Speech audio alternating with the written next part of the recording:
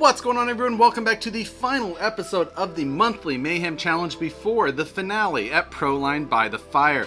Just to give you a quick recap in case you're seeing this right before the last episode, basically what Matt from the Scale Builders Guild and myself did was we had the Proline Short Course Fusion base trucks, which is just a rolling chassis, no wheels, tires, or body, and we turned them into our best representation of an Ultra 4 style vehicle.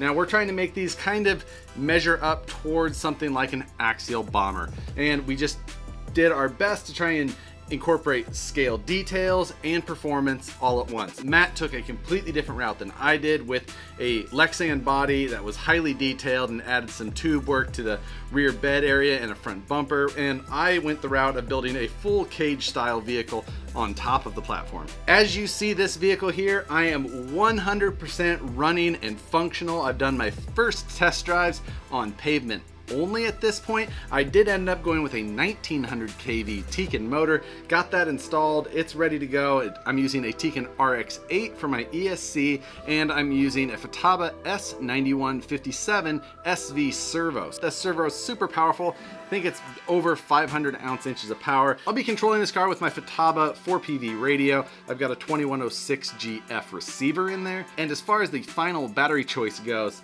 that we'll have to see.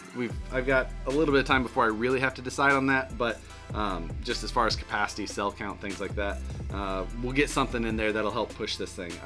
Even at 1900 kV on a 3S, this thing is scooting. It's as fast as I thought it would be, even with that speed. After this challenge, I've got a big 6S 5200 pack I think I could slap in there, and this thing would just be a monster. But for this event, no plans on 6S. By any means. After getting the final electronics installed in here, I ended up using a 15-tooth pinion with the stock spur gear. This chassis will accept all the way down to a 14-tooth pinion. However, it wasn't available. I was in a pinch. My buddy Tony helped me out with the parts that I needed, having them on hand, which was a big help. I got all of that installed, wrapped this thing up. It's all wired. I've got a nice long power lead that I will secure to the inside of the cage a little bit, just so that I can easily connect the battery to it, but then I can get everything tucked in without it hitting the spur gear. There has been an instance where I think I had a battery wire hit a spur gear once before.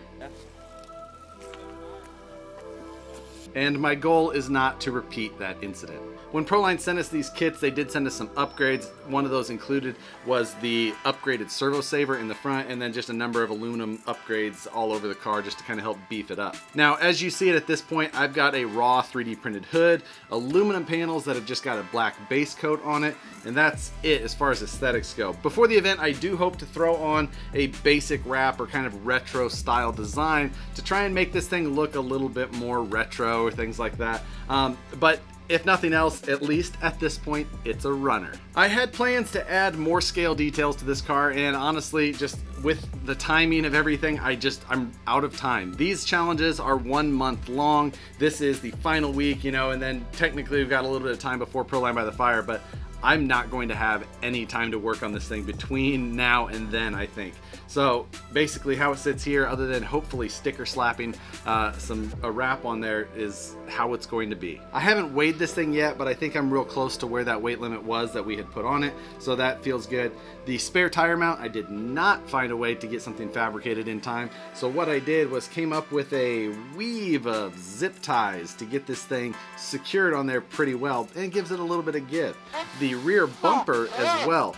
What I did on there is I drilled 5 holes across the back, and then I looped zip ties back to the rear bar of the chassis across there. So very simple, very effective, and I don't think it's going anywhere. Once Matt and I both get down to Proline by the Fire, we've got a number of parameters to measure these trucks against to try and see how well each of us did balancing these things out. With my center diff locked like I have it in a heavyweight fluid in both the front and rear diffs, I think this thing's going to maneuver okay in the rocks as long as I use some momentum, and I think momentum is going to be a huge portion of that. I do think that cranking some preload into these shocks is going to be important to give myself a little bit of ground clearance, because right now this thing sits super low, and if I was going to go kind of tear up a track of some sort, then I think kind of close to where I have it would be a lot of fun. But we do plan to throw these into the rocks, so that's why cranking a little bit of preload high on the priority list. I've never built anything on a IFS IRS platform like this truck, so this was a fun experiment for me. It's just not something I really ever had plans to do either. It was just kind of cool to work it into this type of project. I think when I initially proposed this to Matt, maybe he didn't get the vision I had for it immediately, but you know, I think that it came around quickly, and obviously I think he grasped it fast because his turned out amazing looking, like we knew it would, of course, and mine turned out looking functional. I think that's the key word to have the aesthetics of my vehicle. But honestly, I'm pretty happy with the stealth look that I've got. I like the chassis lines. You know, the hood is crazy looking, but it's grown on me and I'm fine with it. I really don't have any plans to change it even. I think I'm going to have some stickers made to fit some of the major panels on it and then work the graphics onto the side of these main panels, not covering everything. I think I'm just gonna kind of, you know, angle them in certain ways and just work it in. I don't think that I'm going to be able to work out my to-go cup style graphics on this. It's just, there's too much going on. There's too much work here to try and get that done. I'll just find some sort of other simple retro theme that'll work with the mainly black design that we've got going on. But at this point, it's really coming down to the event that we've got going on. Now, I think that visually, Matt probably has got the win there. I don't think that that's a huge surprise to anyone either. But that is not what we're judging this competition on. So, in the comments below, you'll have to honestly say who you think is going to win this one. Just remember, I don't think that there's a real high probability of breaking what we've got here. This, I feel pretty good about. I think I could throw this thing on the ground or damn near run over it with a car and not have any real concerns on breaking what we've got going on here. And if that's what it takes to win at Proline by the Fire, that's what I'm gonna do. I will not allow another shirt opportunity to be had by the Canadian. So even though I ran out of time to get some of the scale aesthetics done that I really had planned, I think my end result here is something that is competitive, and I still really like the looks of this car. I can't thank Proline enough for giving us these cars, the upgrade parts, the tires. Crawler Innovations hooked me up with the foams.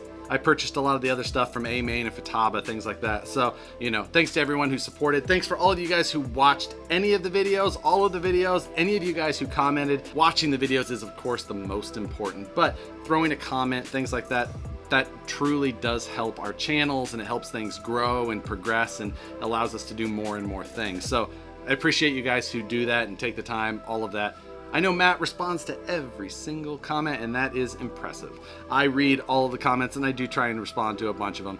So for all of you guys who watched the whole thing, I appreciate it, and I hope to see a bunch of you guys at Proline by the Fire. If you are coming, make sure and find me. I'll be there all day Friday, Saturday, and probably a decent amount of Sunday. But that is going to do it for the last regular episode of Season 3 of Monthly Mayhem. And since we're at the end of it, you know, now's the time. If you've got ideas for the next one, throw them in there. Matt and I have talked about a bunch of them, but we haven't nailed down our idea for the next challenge. But of course, we do have the next budget build starting next Wednesday already. As always, guys, thanks for watching. Hit the like button if you enjoyed the series. Comment who you think is actually going to win this thing. Subscribe if you're not already. Hit that notification bell so you see the videos as soon as they get uploaded. We'll see you guys at Proline by the Fire, and go Team USA.